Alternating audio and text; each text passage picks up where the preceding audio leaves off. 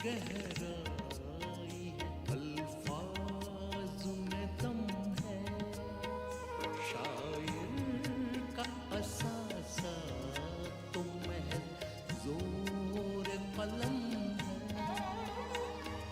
जीने का हुनर सबका जुदा है तो बयां जितना भी सुनो देखो पढ़ो उतना ही कम है, उतना ही कम है। पूछते हैं वो कि गालिब कौन है, कोई बतलाए कि हम बतलाएं क्या। उर्दू के अजीम शायर मिर्ज़ा गालिब 1797 में अकबराबाद आगरा में पैदा हुए। उनके वालिद अलवर के महाराज की फ़ौज में आला ओहदे पर फाइज थे। वो किसी जंग में मारे गए। उस वक्त गालिब की उम्र सिर्फ 5 साल थी। अपने वालिद की मौत के बाद गालिब अपने चचा की सरपरस्ती में आ गए, लेकिन 4 ही साल के बाद उनके चचा का भी इंतकाल हो गया। वालिद और चचा के इंतकाल के बाद गालिब ने अकबराबाद छोड़ दिया और दिल्ली आ गए। दिल्ली में उस वक्त दिल्ली के तख्त पर आखिरी मुग़ल बादशाह बहादुर शाह ज़फ़र जलवा अफरोज़ थे। वो ख़ुद भी अच्छे शायर थे। दरबार शाही में गालिब को ख़ानदान तैमूरिया की तारीख़ लिखने का काम तफ़वीज़ किया गया। उस्ताद ज़ौक़ के इंतकाल के बाद मिर्ज़ा गालिब को बादशाह का उस्ताद मुकर्रर किया गया, लेकिन फ़राग़त के ये दिन बहुत जल्द ख़त्म हो गए। 1857 के हंगामे के बाद लाल किले की मुलाज़मत ख़त्म हो गई और अंग्रेज़ सरकार ने बहादुर शाह ज़फ़र का सिक्का लिखने के इल्ज़ाम में उनका ख़ानदानी वजीफ़ा भी बंद कर दिया, जिसकी वजह से गालिब की माली मुश्किलात में इजाफ़ा हो गया। गालिब की तमाम ज़िंदगी बहुत मुफलिसी और तंग दस्ती में गुजरी, लेकिन उनके कलाम की मकबूलियत रोज़ बरोज़ बढ़ती ही गई और आज मिर्ज़ा गालिब का शुमार दुनिया के बड़े शायरों में होता है। गालिब उर्दू और फ़ारसी दोनों ज़बानों पर दस्तरस रखते थे और दोनों ही ज़बानों में शायरी भी करते थे। उर्दू और फ़ारसी में उनके अलग अलग दीवान मौजूद हैं, जिनकी बुनियाद पर उर्दू फ़ारसी के शेर व अदब में, उसकी अदबी तारीख़ में उनको एक बड़ा मर्तबा हासिल है। मिर्ज़ा गालिब को हम बेशतर उनके उर्दू दीवान से जानते हैं और हम जानते हैं कि गालिब की शायरी का सिर्फ 20% हिस्सा उर्दू में है, जबकि वही 20% हिस्से ने गालिब को सबसे अजीम गज़ल गो शायर और सबसे पहला तरक्की पसंद शायर करार दिया है। लेकिन गालिब ख़ुद कहते हैं, फ़ारसी भी ताबे बीनी नक्श हाय रंग रंग, तुम आओ मेरा ज़रा फ़ारसी कलाम तो देखो, उसमें मैंने रंग रंग भरा है। यानी उर्दू तो मेरा बिल्कुल मामूली सा कलाम है, जिस पे मेरी अज़मत ऐसी है। तो हम जब गालिब की फ़ारसी शायरी देखते हैं तो हमको ये मालूम होता है कि गालिब के पास तकरीबन 11,337 अशार मौजूद हैं और गालिब ने गज़ल हो के, रुबाई हो के, मसनवियात हो के, क़सीदा हो के, ख़तात हो, बहुत ही खूबसूरत तरीक़े से इस फ़ारसी शायरी में अपने समाज और अपने दौर और अपनी शायरी और अपनी दाखिलियत, अपनी ख़ारिजियत को जो है ज़िक्र किया है। हिंदुस्तान के अलावा दीगर ममालिक की यूनिवर्सिटियों में भी गालिब और कलाम गालिब का मुतालिया बड़े ज़ौक़ शौक़ के साथ किया जाता है। मिलिए ताशकंद की एक स्कॉलर मुहैया अब्दुर्रहमान से, जो गालिब पर अपना तहक़ीक़ी काम ख़त्म कर चुकी हैं। उर्दू की एक अदना तालिबा की हैसियत से मैं इतना कह सकती हूँ यकीन के साथ कि मिर्ज़ा गालिब की शायरी में हकीमाना नज़र और फ़लसफ़ियाना अंदाज़ ज़रूर थे। गालिब की शायरी मुसरत से शुरू होकर बसीरत पर ख़त्म होती है और उस पर उर्दू जितना फ़ख्र करे कम है। गालिब के मिजाज में गहरी संजीदगी थी, लेकिन उसके साथ साथ वो बहुत बज़ला-संज और ज़रीफ इंसान भी थे। उनकी ज़राफ़त का एक ख़ास मयार होता था। आइए देखते हैं गालिब की रंगारंग ज़िंदगी के कुछ वाक़यात। एक बार का जिक्र है कि उनके अजीज़ शागिर्द मीर मेदी उनके घर गए। अरे आओ आओ मीर मेहदी। अस्सलाम वालेकुम मिर्ज़ा साहब। वालेकुम अस्सलाम। तबीयत अब कैसे है आपकी? क्या बताएं तबीयत का, ये बुढ़ापा भी बड़ा अजाब है। खुदा किसी को बुढ़ापा ना दे। अब देखिए पूरा बदन दर्द से टूटा जा रहा है और पैर और पिंडलियों में तो ऐंठन हो रही है। हुजूर लाइए मैं आपके पैर दबा दूं, कुछ तो इफाका होगा। अरे नहीं नहीं मीर मेहदी, तुम सैयदजादे हो, हमारे पैरों को छूकर हमें गुनाहगार क्यों कर रहे हो? हुजूर ऐसी कोई बात नहीं है, लेकिन अगर आप ऐसा सोचते हैं तो आप मुझे उजरत दे दीजिएगा, आपका भी भला हो जाएगा और मुझे भी 4 पैसे मिल जाएंगे। हाँ, इसमें कोई मुज़ायका नहीं। कुछ दर्द कम हुआ? हम्म, मेरा मतलब है कि कुछ इफाका हुआ कि नहीं? हाँ हाँ, अब कुछ इफाका महसूस कर रहा हूँ, रहने दीजिए बस। उस्ताद मोहतरम, तो फिर लाइए मेरी उजरत। उजरत? कैसी उजरत? मियाँ काहे की उजरत? मैं कुछ समझा नहीं। मोहतरम आपके पैर दाबने की उजरत। अरे मियाँ, आपने हमारे पैर दाबे और हमने आपके पैसे दाबे, हिसाब बराबर हो गया, उजरत कैसी? चलते बनो। एक दफ़ा की बात है कि मिर्ज़ा गालिब के दोस्त सरदार मिर्ज़ा उनसे मिलने उनके घर गए। जब वापस जाने के लिए वो खड़े हुए तो गालिब भी उनके साथ ही खड़े हो गए। दिल के बहलाने को गालिब, यह ख्याल अच्छा है। वाह मिर्जा वाह, शुक्रिया। बातों ही बातों में इतना वक्त बीत गया, शाम से रात हो गई, लेकिन आपकी बातों से जी नहीं भरा। अच्छा अब मैं इजाज़त चाहता हूँ, फिर कभी आपकी खिदमत में हाजिर होऊंगा इंशाअल्लाह। हाँ ज़रूर ज़रूर सरदार मिर्ज़ा, आपका अपना ही घर है, जब मर्ज़ी हो तशरीफ़ लेते आइएगा और आपके आने से हमें भी मुसर्रत होती है। चलिए ठहरिए।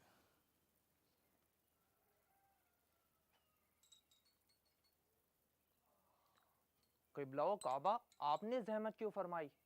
मैं अपना जूता आप पहन लेता। सरदार मिर्ज़ा, आपको दरअसल गलतफहमी हो गई। ये क्षमादान हमने आपको आपका जूता दिखाने के लिए नहीं उठाया, बल्कि ये देखने के लिए उठाया है कहीं आप हमारा नया जूता पहन कर ना चले जाएं। आइए। इसी तरह एक दफ़ा का जिक्र है कि गालिब अपने घर में बैठे हुए कुछ दोस्तों के साथ गुफ्तगू कर रहे थे।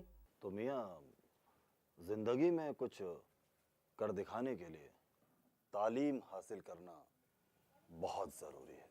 भाई मिर्ज़ा साहब, आप एक ख़ानदानी आदमी हैं, दिल्ली के शुरफा में आप शुमार किए जाते हैं और इतने बड़े और बेमिसाल शायर हैं। बस एक मैं नौशी की आदत छोड़ दें तो क्या खूब हो। मैं से गरज निशात है किस रूह सिया को, मैं से गरज निशात है किस रूह सिया को, यक गोना बेखुदी मुझे दिन रात चाहिए। आप खुद बहुत दानिशमंद हैं, छोटा मुंह और बड़ी बात। मैं आपसे क्या कहूँ भाई, बुजुर्गों से सुना है कि शराब पीने वाले की तो दुआ भी कबूल नहीं होती। मियाँ, जिसको पीने के लिए शराब मिल जाए, भला उसे और क्या चाहिए जिसके लिए वो दुआ मांगे। भाई आपकी मर्जी भाई। और अब उर्दू के अजीम शायर नजमुद्दौला दबीरुल मुल्क मिर्ज़ा असदुल्ला खां गालिब की ज़िंदगी का ये रंग भी देखिए। जब वो दरबार से इनाम लेकर घर वापस आए तो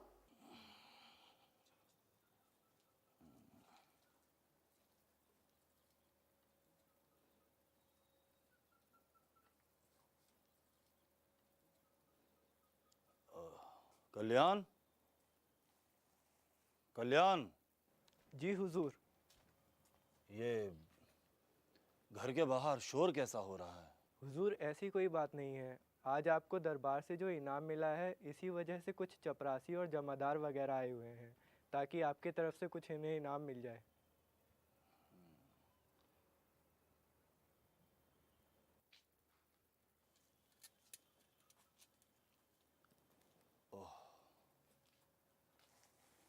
ये तो मैं भूल ही गया।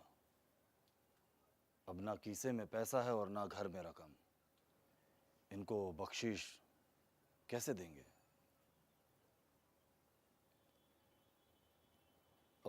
कल्याण, एक काम करो,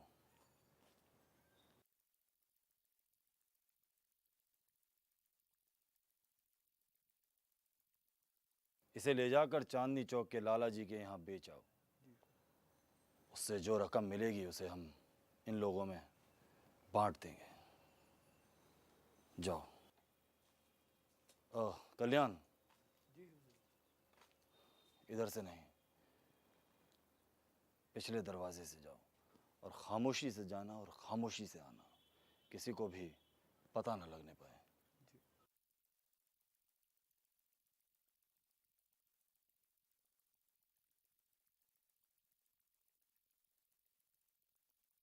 मिर्ज़ा गालिब के कलाम के तर्जुमे दूसरी ज़बानों में भी हो चुके हैं और ये सिलसिला हनोज जारी है। पंडित जगन्नाथ पाठक, जिन्होंने गालिब के कलाम को संस्कृत में तर्जुमा किया है, उनके तासुरात सुनिए। गालिब का एक शेर है, ये मसाइल तसव्वुफ़, ये तेरा बयान गालिब, तुझे हम वली समझते जो नबादा खार होता। मैंने इस शेर का तर्जुमा किया है। वह है विषया वेदांतगता एते तव गालिब प्रवचनंच त्वाम ऋषिरिति चामंसे नबद्यपश्चेत त्वमभविष्य। गालिब का शेर है, ज़िंदगी यूं भी गुज़र ही जाती, ज़िंदगी यूं भी गुज़र ही जाती, क्यों तेरा राह गुज़र याद आया। मैंने इसका अनुवाद यूं किया है, अस्तित्वमें तदात्मन एवमपीह व्यतीतमेव स्यात्, कथमिव तवैष मार्गो ममनुस्मृति गोचरी भूता। जनाब कुलदीप सलील, जिन्होंने उर्दू के कई शायरों की तख्लीक़ात का तर्जुमा अंग्रेज़ी में किया है, हाल ही में उन्होंने दीवान गालिब को भी अंग्रेज़ी में तर्जुमा किया है। वो कहते हैं, पब्लिशर ने कहा कि मैं एक उर्दू की एंथोलॉजी तैयार करूँ अंग्रेज़ी में अच्छी से। मैंने गालिब से शुरू किया और 7-8 जल्दी करने का मेरा ख्याल था, लेकिन जो ही मैं तर्जुमा करने का ट्रांसलेट इसका गालिब का, मुझे इतना लुत्फ़ आने लगा, इतना मज़ा आने लगा। 15, 20, 25, 30, 40, 50, 60 तो पूरा गालिब का ही एक सिलेक्शन मेरे पास हो गया।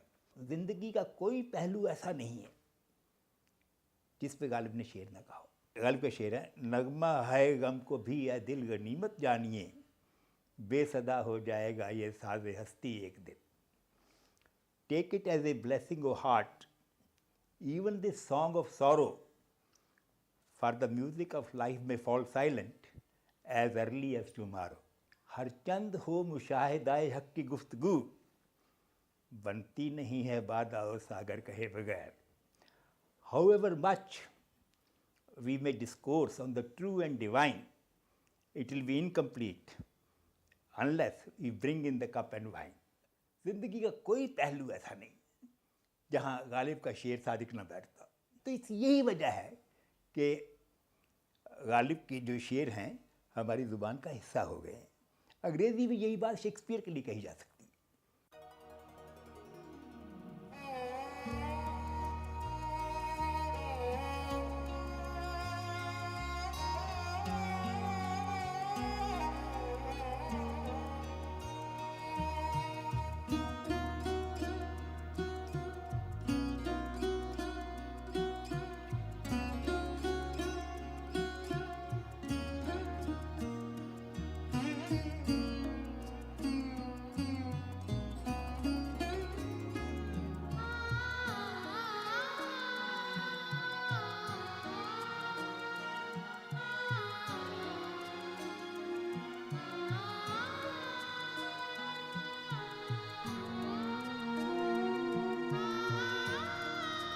आह को चाहिए एक उम्र असर होने तक, आह को चाहिए एक उम्र असर होने तक।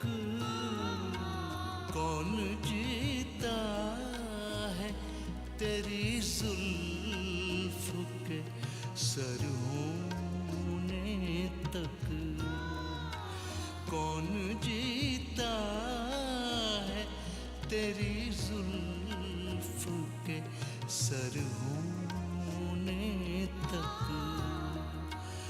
आह को चाहिए एक उम्र असर होने तक।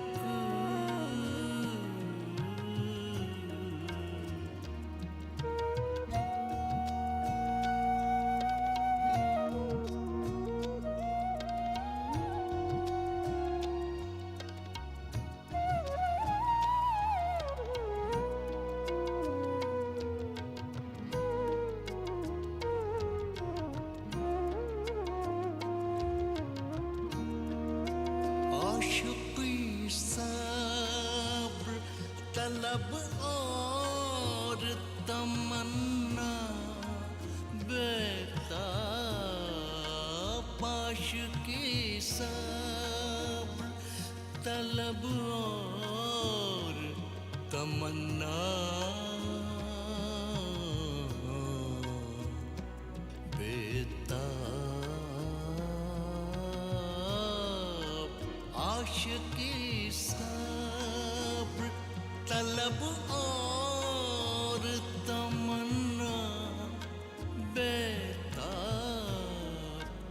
दिल का क्या रंग करूं खून जिगर होने तक, दिल का क्या रंग करूं खून जिगर होने तक। दिल का क्या रंग करूं खून जिगर होने तक।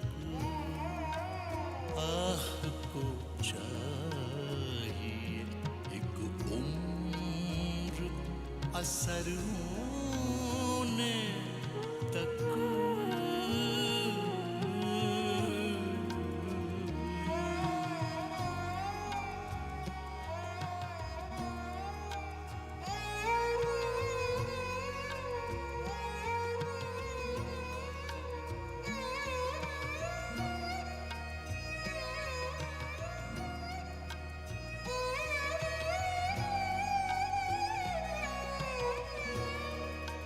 हमने माना के तगाफुल न करोगे, लेकिन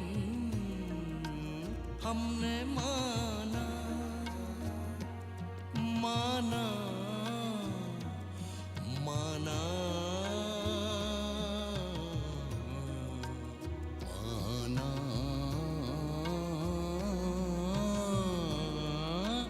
हमने माना के तगाफुल न करोगे, लेकिन खाक हो जाएंगे हम तुमको खबर होने तक। खाक हो जाएंगे हम तुमको खबर होने तक। खाक हो जाएंगे हम तुमको खबर होने तक। आह को चाहिए एक उम्र असर होने तक।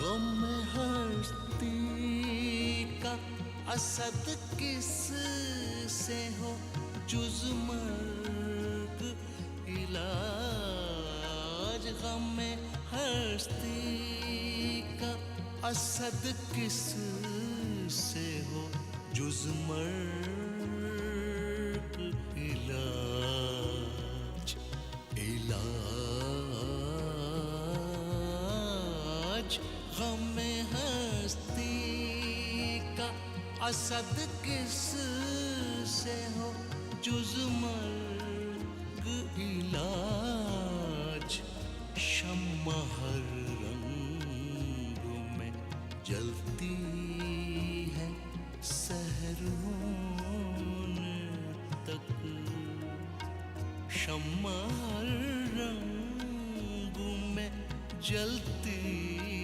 है सहर होने तक, शम्मा हर रंग में जलती है सहर होने तक,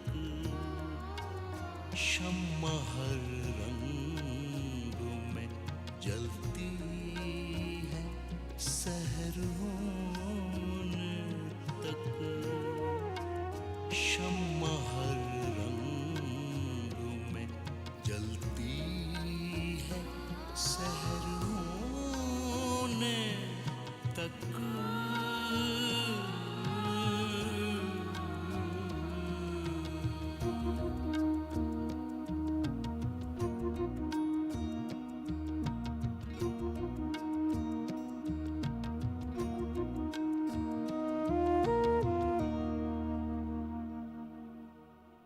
गालिब ने कभी कहा था, सो पुश्त से है पेशाए आबा से पे गिरी, कुछ शायरी ज़रियाए इज़्ज़त नहीं मुझे।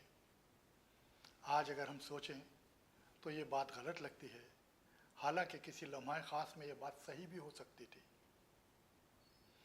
आज हम गालिब के कामों का अहाता करते हैं तो पता चलता है कि उन्होंने दो ज़बानों में यानी फ़ारसी और उर्दू में बहुत सी यादगार तख्लीक़ात छोड़ी हैं, और उनकी बुनियाद पर गालिब का मर्तबा इल्म और अदब की दुनिया में आज भी कायम है, और ये ज़रिया इज़्ज़त ही है। हुई मुद्दत कि गालिब मर गया पर याद आता है। गालिब इसलिए भी याद आता है कि उसने 1857 का हंगामा, जिसे हम जंग आज़ादी का पहला मरहला कहते हैं, अपनी आँखों से देखा था, और न सिर्फ अपनी आँखों से देखा बल्कि उसकी रूदात भी रकम की है। इस दौर हम देखते हैं कि गालिब ने उर्दू शायरी को जो कुछ अता किया है, उर्दू नस्र को जो अता किया है, वो ऐसा सरमाया है कि जिस पर हम जितना भी फ़ख्र करें कम है।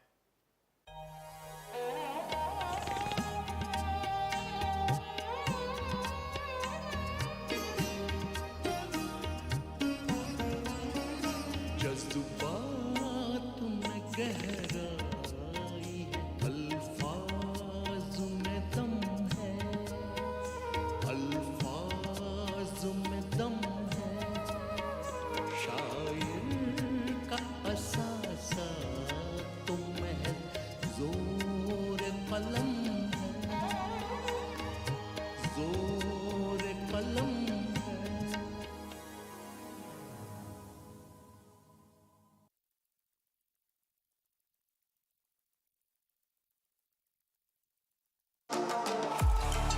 आज हम आपको इलेक्ट्रॉनिक्स